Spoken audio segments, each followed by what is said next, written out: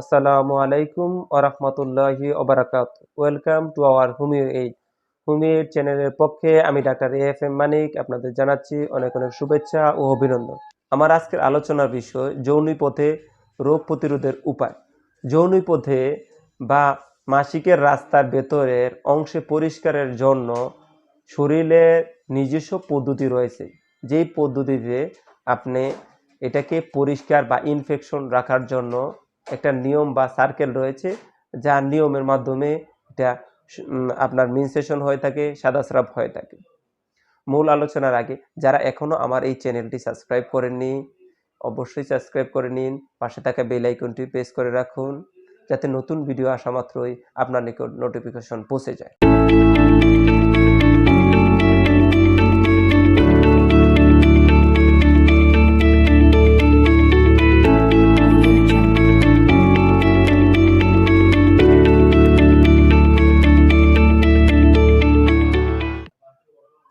যৌনপথ সুস্থ ও জীবাণুমুক্ত রাখার জন্য আপনাকে যেই পরামর্শগুলো মানা উচিত সেগুলো আমি আপনাদেরকে বলছি।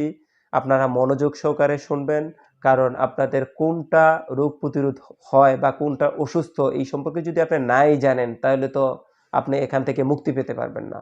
যৌনপথে পরিষ্কার ও শুষ্ক রাখার জন্য যৌনপথের বাইরের অংশে পানি এবং সাবান দিয়ে ধোয়ার পরে ভালোভাবে শুকিয়ে নিতে হবে। যৌনপথে সুগন্ধি সাবান, জেল বা বিভিন্ন জিনিস থেকে বিরত থাকবেন। যৌনপথে সুগন্ধি ওয়াটার টিস্যু বা কোনো পাউডার ব্যবহার করবেন না।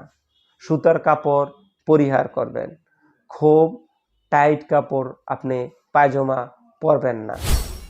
এবং আপনি অতিরিক্ত পরিমাণে যদি অ্যান্টিবায়োটিক ব্যবহার করেন, সেই ক্ষেত্রেও কিন্তু আপনার এই ধরনের ঝামেলা হতে পারে। নিয়মিত ভায়া টেস্ট করতে পারেন, তাহলে আপনি যৌনপথে রোগ প্রতিরোধের উপায়গুলো আপনি জেনে যেতে পারেন।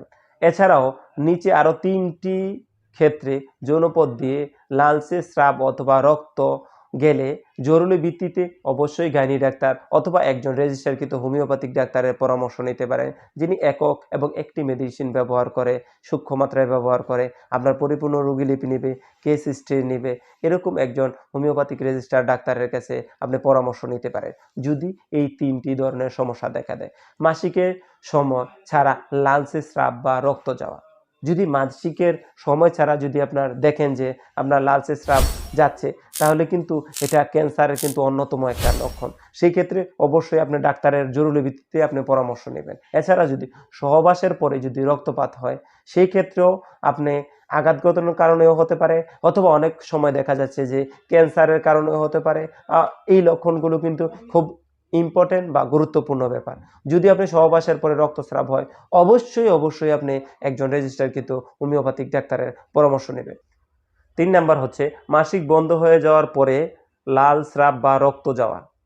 যদি মাসিক বন্ধ হয়ে যায়, এরপরে যদি লাল স্রাব বা রক্ত যায়, বিশেষ করে যাদের মেনোপজ হয়ে গেছে অথবা যাদের বয়স 45-এর উপরে, তাদের যদি দেখা যায় যে 1 বছর মাসিক বন্ধ হয়ে গেছে, এরপরে মাঝে মধ্যে তার রক্ত যাচ্ছে বা রক্তস্রাব যাচ্ছে, তাহলে কিন্তু এটা টেনশনের বিষয়। সেই ক্ষেত্রে কিন্তু আপনাকে জরায়ুতে পরীক্ষা করে দেখতে হবে যে তার ক্যান্সার হয়েছে কিনা, বা পরীক্ষা নিরীক্ষা অবশ্যই আপনাকে করতে হবে। সেই ক্ষেত্রে আপনি অবশ্যই ডাক্তারের পরামর্শ নেবেন।